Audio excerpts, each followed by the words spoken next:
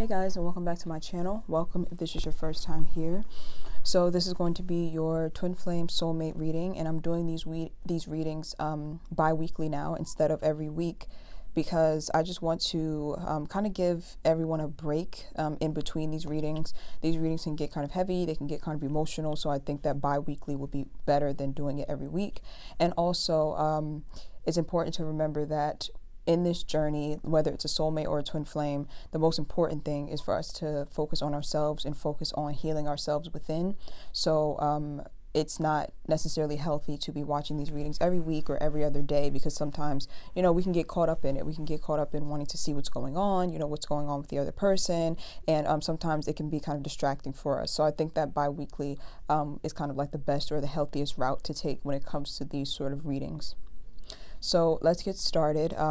The divine feminine is on the top and the divine masculine is on the bottom, and that really goes for twin flames. But if you are having a soulmate experience and you are not a twin flame, then honestly either one could be you. So you just have to listen out for the messages that come through each row, and you'll be able to figure out which is you and then which one is your soulmate or counterpart. Okay, so starting with the top row, we have the Nine of Pentacles at the top of the deck. So it looks like for a lot of you, I'm assuming that you, the person watching, is the divine feminine. And again, if this is not you, then just wait until the next row, until I describe the next row, and then you'll hear the messages for you. But for right now, I'm reading it as you, the divine feminine, being at the top. So the Nine of Pentacles is coming up in your energy. So that means that you're definitely becoming more independent and learning how to stand on your own 2 feet. I feel like a lot of you in the past were really dependent on that person that you were with, whether it be your twin flame or your soulmate. You kind of were depending on them as a sense of validation. It's like they were holding your worth in their hands. So when they weren't seeing you as valuable, you weren't seeing yourself as valuable. When they weren't treating you well, maybe you weren't treating yourself well. So I feel like there was some type of wound surrounding your self-esteem or your sense of identity, and you are definitely healing and clearing that right now because you're feeling this sense of independence. And if you don't feel that yet, you're going to be feeling that soon enough. I feel like this journey really does lead us kind of back to ourselves. Sometimes it can seem like we are focused so much on the other person, but really we're only focused so much on them because on a spiritual level, they are leading us back to ourselves. So yeah, I feel like a lot of you are becoming more confident. Your self-esteem is starting to raise. You're starting to release any old codependent attachments that you may have. And it looks like you're just about to come out the other side of this, just a whole new person, which is a very beautiful energy. It feels to me kind of like a rebirth. Like a lot of you could have dealt with people in the past who've just really torn you down or really just made you feel like you were less than or like you were not worthy of love, of attention, and of affection. And I feel like all of that is being cleared out. I feel like all of that past pain, that past trauma, all the things that people tried to convince you of in terms of like not seeing yourself in a good light, it's like you're finally reversing all of that, and you're just really starting to see your own worth and your own value. So that's a very beautiful card, very beautiful energy. So even though this journey can be very painful, it's also, like I said, a very beautiful one because it leads us back to wholeness. It leads us back to feeling, the way that we felt when we came here. Like when we were born as babies, we came directly from love. And it's like somewhere along our journey, someone has stripped us of that or like made us or convinced us that we are not worthy of that, when that's where we come from. Love is our home. So coming back to yourself and learning to love yourself again is basically like finding your way home. So very, very beautiful energy. So the Page of Cups is here in the reverse. I'm thinking that a lot of you are starting to look at your patterns when it comes to the way that you handle your emotions, really needing to kind of be more mature when it comes to handling your emotions. And I think a lot of you are seeing that and you are working on that. So for example, you're learning how to communicate more instead of just giving someone the cold shoulder, or instead of like starting a fight or being passive aggressive, you may be learning just to speak up and communicate. And sometimes that can be difficult if you've been raised in an environment where you were encouraged to not communicate. If you ever went and tried to speak to your parents or tried to speak to someone in your family about your feelings and they just kind of dismissed you, that basically is teaching you that you need to keep your feelings to yourself. So then we'll grow up and get into these relationships and we won't know how to communicate because we never were taught how to do that that in a healthy way. So we might pick a fight, or we might just do something to get the other person's attention because we don't know how to come right out and tell them how we feel because we're afraid of being dismissed. So I think a lot of you are just really learning how to let go of that fear of being dismissed, and just really learning how to openly communicate and to really express your feelings and your emotions. But also, I'm feeling like a lot of you are learning how to validate yourselves. Like, instead of needing someone else to tell you, okay, I understand why you feel that way and what you feel is valid, you can do that for yourself now. Because sometimes we'll feel a certain way that other people just won't get because they're not in our bodies. They didn't experience the situation the way we did. So if you are feeling some type of way and everyone else around you is telling you that you're being ridiculous, you still have to be able to say, you know what, everyone else might think that this isn't valid, but I know I'm hurting for a reason, so this is valid. You see what I'm saying? It's like learning how to really validate yourself despite what anyone else outside of you is saying. Now, that doesn't mean that, you just completely lose touch with reality and everyone else is saying, like, it's trying to bring you back to reality and you're being like kind of delusional. It's not saying that, but I think you understand what I'm saying. Like, you'll know the difference. But yeah, it's like learning how to validate your emotions, learning how to express your emotions in a healthy way, learning how to embrace your emotions. It's just like a lot of inner child work, or like a lot of inner child healing, I should say, because sometimes our inner child is triggered by the things that are going on in this relationship or in this connection. And it's important for us to sit with our inner child and to actually soothe our inner child instead of running away from the pain, or just not wanting to face it or not wanting to deal with it. So with the Five of Wands being here, it looks like conflict. Possibly internal conflict is what I'm hearing with that Five of Wands. I'm thinking that a lot of you are just kind of feeling this internal struggle because you feel this pull towards that other person still, and you just don't understand why. You could just be feeling like you don't want to be involved with them, or you don't want to have that pull towards them, but you're kind of fighting yourself because you know that you still love them and you know that you still have this tie to them, but your mind is telling you that you shouldn't, possibly because of what they've done or how they've acted towards you in the past.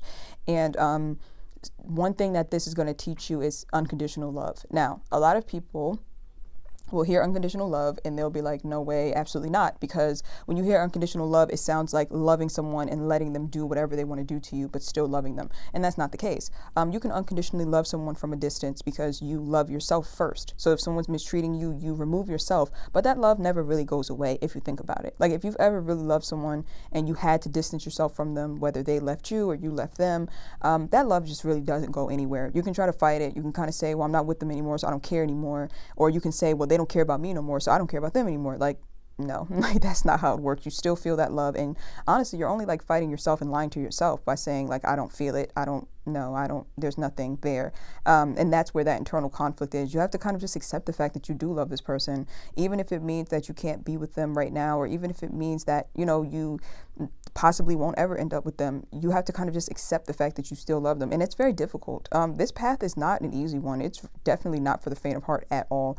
Most people would hear this and be like, there's no way you can do that. There's no way you can say you love someone and accept that you love them while at the same time holding the thought that you might not be with them. Because what most people's perception of love is if I love you, I have to be with you. Like, I have to be in a romantic relationship with you, or I at least have to be friends with you. And sometimes that's not the case.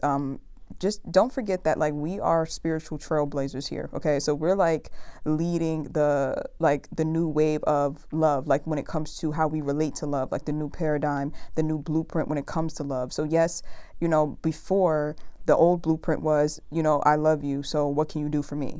Are you around me? Can you reciprocate that love? Like, you know what I'm saying? That was the old blueprint for love. But now it's like learning how to love someone, but let them go when you need to let them go because you love yourself more. And it doesn't need to be that push and pull, that internal conflict, because the truth is the truth. You love this person, so you have to just face that and accept that. And it does hurt your ego to admit that you love someone when they're acting like they don't love you. But the ego, it's like there's no place for the ego like in this spiritual journey. So one of my favorite tarot readers, she always says that when you're in pain, it's a good thing because pain kills the ego and makes room for the soul. So pretty much that's what's happening here.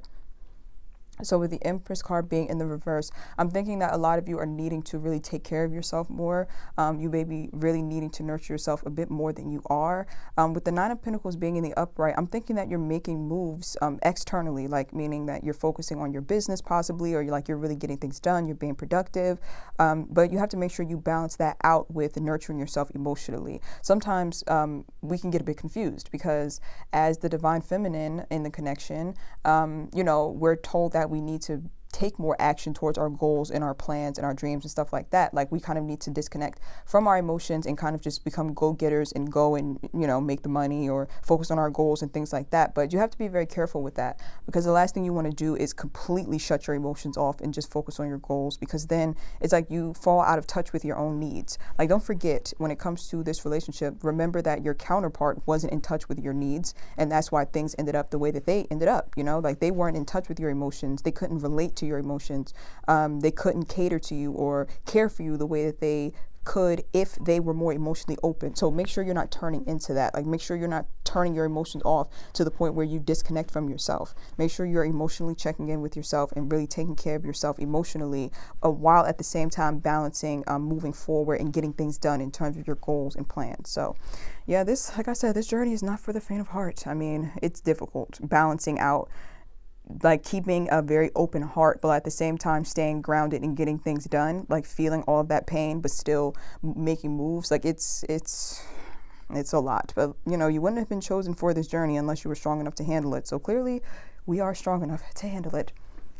So let's go to the bottom row now. This is your counterpart, or this could be you, depending on who's watching the video. So this is for the Divine Masculine. So the top of their deck is the Seven of Swords in the reverse. So the Seven of Swords in the reverse talks about someone who is coming out of a period of being deceitful. So it looks like the Divine Masculine is no longer lying to themselves about this connection, or about the ways in which they have harmed the connection, or about the ways in which they've just harmed people in general, including you. It's like kind of like a you can run but you can't hide sort of thing. I feel like in the past they've been able to do that. They've been able to do things or harm people and kind of get away with it and not really have to face the consequences of it, or not really like it's like they can do something to hurt someone and then they can just move right along and just forget about it, like suppress it or just focus on work and just forget about it. But now it's like the universe is kind of forcing them to look at themselves and to really face the things that they have done and to just really face themselves. It's like karma. And a lot of people, they look at karma in a way where it's like, it's a punishment for the things that you've done. But that's not necessarily true. To me, karma is love. Honestly, it's the universe giving you love, because if you don't learn these lessons, how are you ever going to grow and progress as a person? So to me, when the universe gives you karma, it's like the universe helping you to understand how you've made someone else feel. And when you hurt someone else, you ultimately hurt yourself, because we're all connected. So it looks like they're just really going through something that's causing them to see or feel the ways in which they've hurt other people. And this is going to be a good thing ultimately, because this is something that's going to help them to grow and to never hurt anyone else.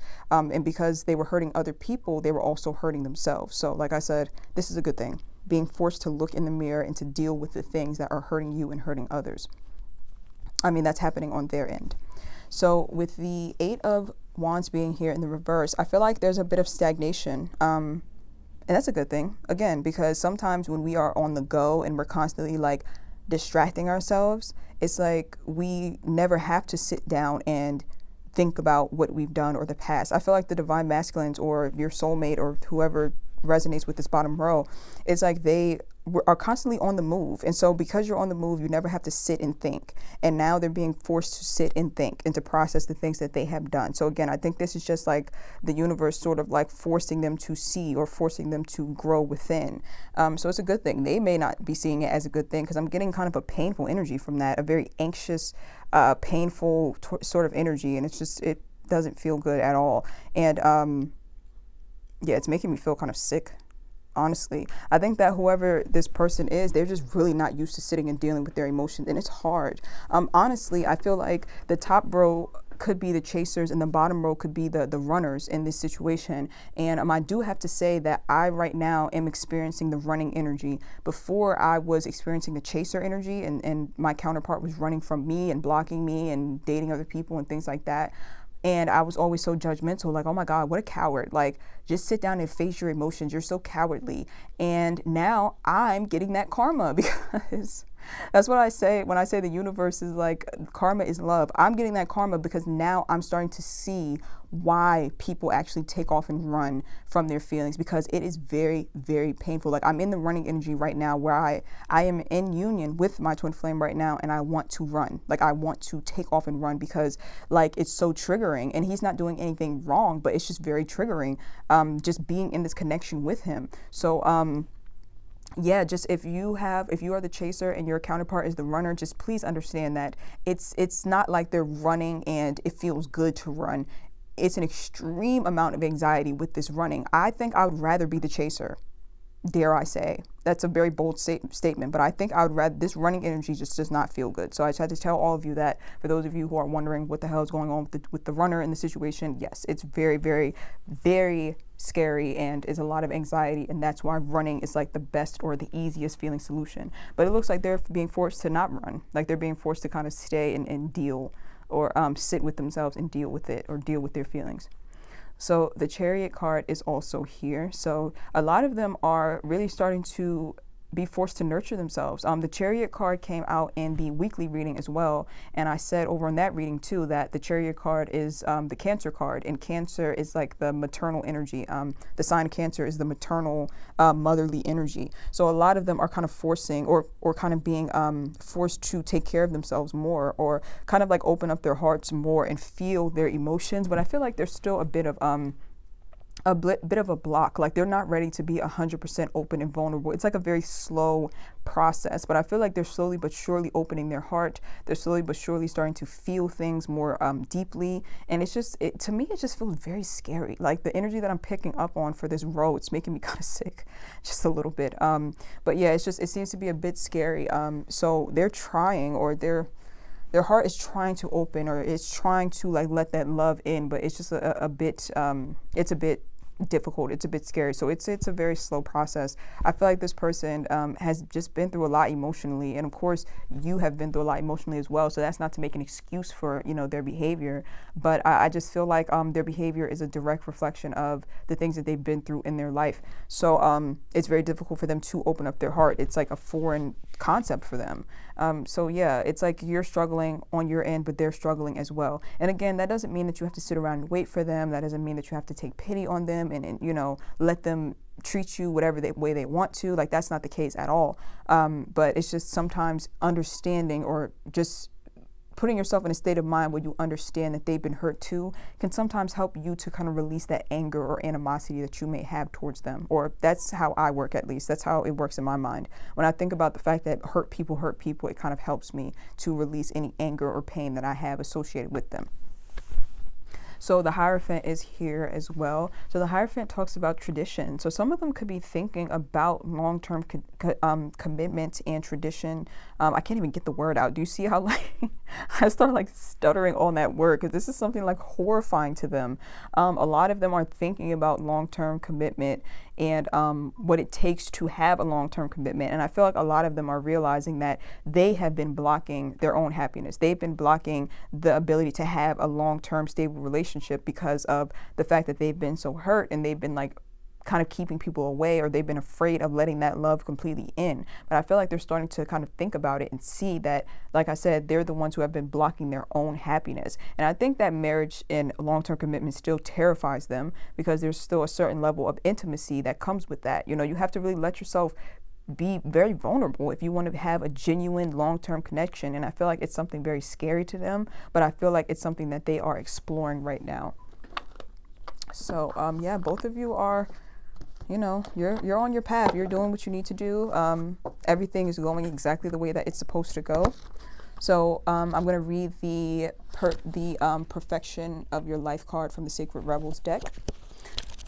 So I'm going to read it directly out of the book. So number 30, Perfection of Your Life. Have you ever seen a storm pictured from above? It can appear to be so beautiful and elegant. This is certainly different to the ground view, which can be quite violent.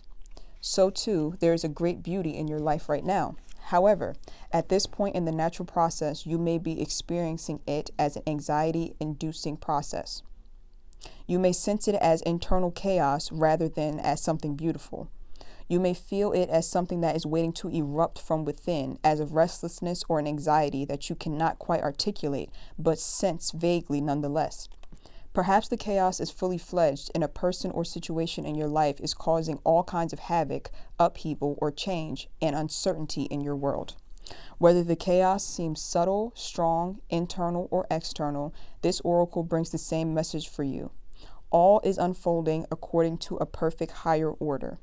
You are currently enduring a cosmic spiritual storm, which is having an impact on you. It is clearing things out, ruffling feathers, and preparing you for that lovely, super fresh, uplifting feeling that one experiences after the storm has finally passed. Okay, so I think that that's pretty much it. I think that wraps it up. So, like it was saying, right now everything just seems very intense and emotionally frustrating, anxiety inducing, but you're going through this storm to come out the other end as something very, very beautiful. So just hang in there, keep on doing your work, keep on doing your healing work, reach out for help if you need help, make sure that you are taking rest. I'm going to actually extend this reading, so I'm going to pull more cards for both you and your counterpart, and that reading will be available on my Vimeo channel, and I'll leave the link in the description box down below. So again, thank you so much for watching, and I will see you guys over on Vimeo. Bye.